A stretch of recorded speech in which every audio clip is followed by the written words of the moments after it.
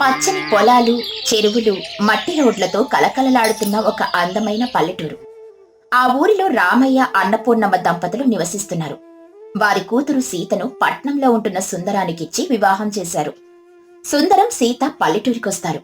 రామయ్య ఇంటి వాసారాలో చాప మీద కూర్చొని సుందరం విసనకర్రతో విసురుకుంటూ ఉంటాడు. లోపల నుండి అత్తగారు అన్నపూర్ణమ్మ వస్తుంది. నాయనా సుందరం, పట్నం నుండి ఇంత దూరం ప్రయాణం చేసి వచ్చారు కదా, బాగా అలసిపోయినట్లున్నారు. దారిలో ఏమైనా ఇబ్బంది కలిగిందా బాబు? ఈ పల్లెటూరి దారులు అంతగా బాగుండవు కదా. సుందరం నవ్వుతూ, అలసట నాకా అత్తయ్య గారు?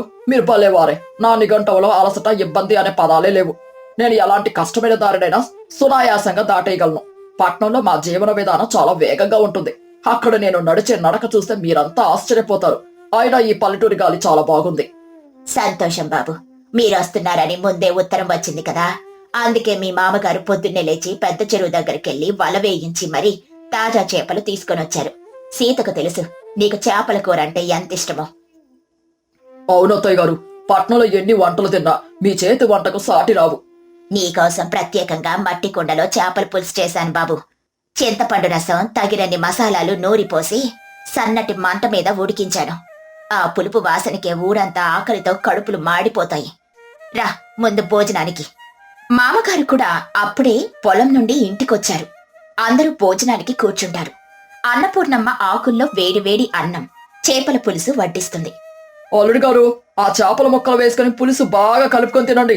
మా పల్లెటూరు చెరువు చేపల రుచి పట్నంలో ఎక్కడా దొరకదు. సుందరం తింటూ, అద్భుతం మావయ్య గారు, ఈ చేపల పులుసు అమృతంలాగా ఉంది. ముక్క చాలా మెత్తగా ఉడికింది. ఇలాంటి వంటకం దొరికితే నేను ఎన్ని రోజులైనా ఇక్కడే ఉండిపోతాను. సీత నవ్వుతూ, అవునులేండి, వంట బాగుంటే చాలు, పట్నం గురించి మీ పనుల గురించి అన్ని మర్చిపోతారు. ఏ సీత, మధ్యలో నువ్వెందుకు మాట్లాడుతావు? నేను ఎప్పుడైనా నా పనులను వదిలిపెట్టానా? మావయ్య గారు, పట్నంలో నా గురించి మీకు పూర్తిగా తెలీదు. అక్కడ నేను 2 చక్రాల బండి నడుపుతాను. దానికి ప్రాణం ఉండదు, ఇనుముతో చేసి ఉంటుంది. కానీ నేను దాన్ని అధిరోహించి నడుపుతుంటే గాలిలో పక్షిలో దూసుకుపోతుంది. దారిలో ఎంతమంది జనమున్నా ఏమాత్రం ప్రమాదం జరగకుండా అత్యంత సమతుల్యంతో చాకచక్యంగా దాన్ని అదుపు చేస్తాను. ఆ 2 చక్రాల బండి నడపడం ఒక గొప్ప విద్య. ఆశ్చర్యంగా ఉందే బాబు. ప్రాణం లేని బండిని, అందులోనూ 2 చక్రాలే ఉన్న బండిని కింద పడకుండా నడపడం అంటే నిజంగా గొప్ప విషయమే. మాకైతే ఆ మాటలు వింటుంటేనే ఆందోళనగా ఉంది. ఆందోళన దేనికి అత్తయ్య గారు? మీ అల్లుడు వీరుడు. ప్రాణం లేని ఆ ఇనుపు బండినే నేను అంత సునాయాసంగా నడిపినప్పుడు ప్రాణమున్న జంతువులను నడపడం నాకొక లెక్క చెప్పండి. మా తాతల కాలంలో వాళ్ళు గుర్రపు స్వారీ చేసేవారట. ఆ రక్తం నాలో ఇంకా ఉందత్తయ్యా. ఎలాంటి మొరటి గుర్రాన్నైనా, మొండి ఎద్దునైనా సరే నా చేతికి పగ్గాలిస్తే చాలు, నా కనుసనల్లో మెదలాల్సిందే. పట్నంలో అలాంటివి నడపడానికి అవకాశం లేదు గాని ఉండుంటే నేనే గొప్ప నైపుణ్యం గలవాడిని అనిపించుకునేవాణ్ణి. ఏవండి, కొంచెం మెల్లగా మాట్లాడండి. మీరు పట్నంలో ఆ 2 చక్రాల బండి మీద నేర్చుకునేటప్పుడు ఎన్నిసార్లు కింద పడ్డారో, ఎన్నిసార్లు మోకాలు గీసుకుపోయాయో నాకు తెలీదా ఏమిటి? ఇక్కడ మా నాన్నగారి ముందు ఎందుకు లేనిపోని గొప్పలు చెబుతారు? అబ్బా, నువ్వు ఊరుకోవే సీత. అది నేర్చుకునేటప్పుడు జరిగిన చిన్న చిన్న పొరపాట్లు. ఇప్పుడు నేను అందులో ఉద్దందుడిని.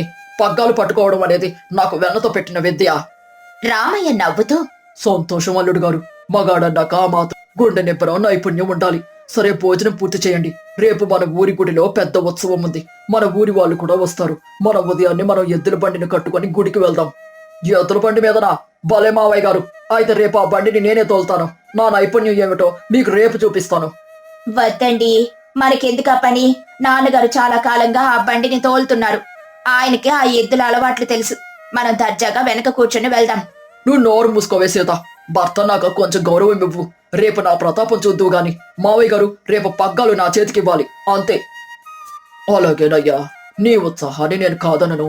రేపు మీరే తోలుదురు గాని. కాకపోతే మన ఎద్దులు రాము, సోము కొంచెం సాధువైనవే కాని వాటికంటూ ఒక పద్ధతి ఉంటుంది. పల్లెటూరి మనుషుల చేత కాయింపులే వాటికి తెలుసు. కొత్త వాళ్ళు పట్టుకుంటే అవి కొద్దిగా బెదురుతాయి. అదంతా నేను చూసుకుంటానులేండి. మీరు నిశ్చింతంగా ఉండండి. మరుసటి రోజు ఉదయం సూర్యుడు ప్రకాశవంతంగా వెలుగుతున్నాడు. సుందరం పట్నం నుండి తెచ్చుకున్న తెల్లటి పంచ, మెరిసిపోయే తెల్లటి లాల్చి ధరించి దర్జాగా బయటకొస్తాడు. జుట్టును నూనె రాసుకుని అద్దంలా దూకున్నాడు. అబ్బా, మా అల్లుడి గారు ఏకంగా రాజుగారిలా ఉన్నారే.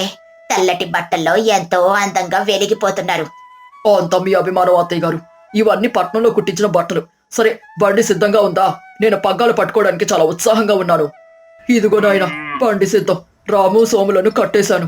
బండిలో మెత్తటి పరుపు వేశాను. సీత, అన్నపూర్ణమ్మ అందులో కూర్చుంటారు. మీరు ముందు కూర్చోండి. సుందరం ఎంతో గర్వంగా బండి ముందు భాగంలో కూర్చొని చేతిలోకి పగ్గాలు తీసుకుంటాడు. రామయ్య అతని పక్కనే కూర్చుంటాడు. సీత, అన్నపూర్ణమ్మ వెనక కూర్చుంటారు. సరే మావయ్య గారు, మీరు గట్టిగా పట్టుకొని కూర్చోండి. నేను బండిని గాలిలో తేలిపోయేలా నడుపుతాను. ఎద్దులను చూస్తూ గట్టిగా అరుస్తాడు. పదండి, ముందుకు పదండి, వేగంగా నడవండి. ఎద్దులు సుందరం మాటలకు ఏమాత్రం కదలవు. అవి అటూ ఇటూ చూస్తూ నిలబడతాయి. పల్లెటూరి అలవాటు ప్రకారం హర్తర్ లాంటి శబ్దాలు చేస్తేనే అవి కదులుతాయి. ఆ విషయం సుందరానికి తెలియదు. ఏటి మావయ్య గారు, ఇవి చెవిటి ఎద్దులా? నేను ఇంత గట్టిగా అరుస్తున్న కదలవేంటి? పట్నంలో అయితే నేను కాలు అలా పెడితే చాలు, బండి పరిగెడుతుంది. రామయ్య చిరునవ్వుతో, అల్లుడు గారు, అవి యంత్రాలు కాదు నాయన, మూగజీవాలు. వాటికి మీరు చెప్పే ముందుకు పదండి అనే మాటలు అర్థం కావు. వాటి భాష వేరు. పగ్గాలను కొద్దిగా అదిలించి గొంతుతో ప్రత్యేకమైన శబ్దం చేయాలి. నేను చూపిస్తాను చూడండి. హుర్ర్ తుర్ర్ తుర్ర్ తుర్ర్ అని రామయ్య పగ్గాలను కొద్దిగా కదిలిస్తాడు. వెంటనే ఎద్దులు మెల్లగా నడవడం ప్రారంభిస్తాయి. ఓహో, అదా విషయం. ఇదంతసేపు నాకు అర్థమైపోయింది. ఇక ఇప్పటి నుండి నా సామర్థ్యం చూడండి. పగ్గాలు నా చేతికివ్వండి. సుందరం పగ్గాలు తీసుకుని 2 చక్రాల బండిని నడిపినట్లుగా వాటిని గట్టిగా లాగుతూ ఉంటాడు. ఎద్దులకు ఆ స్పర్శ కొత్తగా, కంగారుగా అనిపిస్తుంది.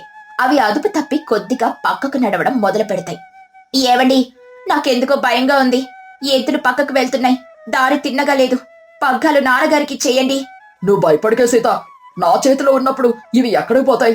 బహుశా వీటికి నేను చెప్పేది సరిగ్గా వినపడడం లేదేమో. గట్టిగా అరుస్తూ పగ్గాలను గట్టిగా లాగుతాడు. ఏయ్, ఆగండి, కుడివైపుకు వెళ్ళండి, నా ఆజ్ఞ వినండి. ఆ దారి పక్కన ఒక పెద్ద మర్రి చెట్టుంది. దాని కింద ఒక పెద్ద బురదగుంటుంది. ముందు రోజు వర్షం పడడం వల్ల అందులో నీరు చేరి బురదగా మారింది. ఎద్దులకు ఎండవేడికి ఆ బురద నీటిని చూడగానే అందులోకి వెళ్లి చల్లబడాలని అనిపించింది. అల్లుడు గారు, పగ్గాలు కొంచెం వదలండి. మీరు గట్టిగా లాగుతుంటే అవి బెదురుతున్నాయి. దారి పక్కన బురదగుంటుంది. అటువైపు వెళ్తున్నాయి చూడండి.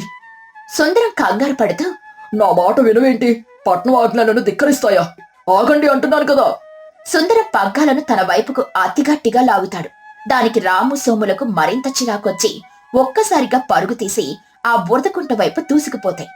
సీత, అన్నపూర్ణమ్మ గట్టిగా అరుస్తూ, అయ్యో, బండి అటు వెళ్తోంది, పట్టుకోండి. ఎద్దులు బురదకుంటలోకి దిగగానే బండి ఒక వైపుకు వంగిపోతుంది.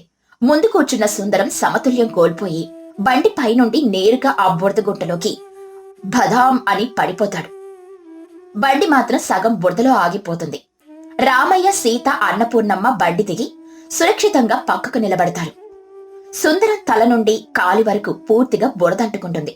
అతని తెల్లటి లాల్చి, పంచె అన్నీ నల్లటి బురద రంగులోకి మారిపోతాయి. ముఖం నిండా బురద, కళ్ళు మాత్రమే కనిపిస్తున్నాయి. అప్పుడే ఆ దారిన వెళ్తున్న గ్రామస్తులు సూరయ్య ఇంకా మరికొందరు అక్కడికొస్తారు. సూరయ్య పెద్దగా నవ్వుతూ, యావండి రామయ్య గారు, మీ అల్లుడు గారు తెల్లటి బట్టలు వేసుకుని ఎక్కడికి వెళ్తున్నారని చూశాను. గుడికి కాకుండా ఈ బురద గుంటలోకి తీర్థయాత్రకు వచ్చారన్నమాట. పట్నం వాళ్ళ ముచ్చట్లు భలే వింతగా ఉంటాయి కదా. గ్రామస్తులందరూ పగలబడి నవ్వుతారు. సీతకు కూడా నవ్వాగదు. నోటికి కొంగు అడ్డు పెట్టుకుని నవ్వుకుంటుంది. అన్నపూర్ణమ్మ అయ్యో అంటూ సుందరాన్ని చూసి బాధపడుతుంది. రామయ్య నవ్వాపుకుంటూ, ఏం లేదు సూరయ్య గారు, మా అల్లుడి గారికి పట్నంలో వాహనాలు నడపడం బాగా వచ్చు. కానీ మన పల్లెటూరి ఎద్దులకు ఆ పట్నం చదువులు అర్థం కావు కదా. అందుకే అవి తమకిష్టమైన చోటికి ఆయనను తీసుకుని వచ్చాయి. సుందరం అతి కష్టం మీద బురదలో నుండి పైకి లేస్తాడు. అతనికేం మాట్లాడాలో పాలుపోదు. సిగ్గుతో తలదించుకుంటాడు. అల్లుడు గారు, మీకు దెబ్బలేమి తగలలేదు కదా? రండి, ఇలా బయటికి రండి. ఈ ఎద్దులకు కోపం వస్తే బుజ్జగించాలి, కానీ పగ్గాలు పట్టి గట్టిగా లాక్కూడదు. వాటికి ఏది ఇష్టమో దాన్ని బట్టి మనం ప్రవర్తించాలి. సుందరం బురద కారుతూ బయటికొస్తాడు. మావయ్య గారు, నన్ను క్షమించండి. నేను పట్నంలో నడిపే బండికి ప్రాణం లేదు. అది నా ఇష్టం వచ్చినట్లు వింటుంది. కానీ ఈ జంతువులకు కూడా మనసు, ఇష్టాలు ఉంటాయని నాకు ఇప్పుడు అర్థమైంది. నాకు ఏమీ రాకపోయినా అన్నీ తెలిసినట్టు మీ దగ్గర గోపలపోయాను. నా ప్రగల్భాల వల్లే నాకు ఈ రోజు ఈ శాస్త్ర జరిగింది. ఏమండి, ఇప్పుడు చెప్పండి, గుర్రపు స్వారీకి 2 చక్రాల బండికి ఈ ఎద్దుల బండికి తేడా తెలిసిందా?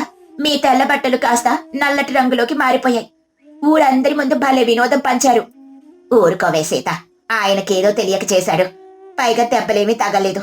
అదే మనకు 10,000. పదండి బాబు, ముందు ఇంటికెళ్ళి ఆ బురదంతా కడుక్కొని వేరే బట్టలేసుకోండి.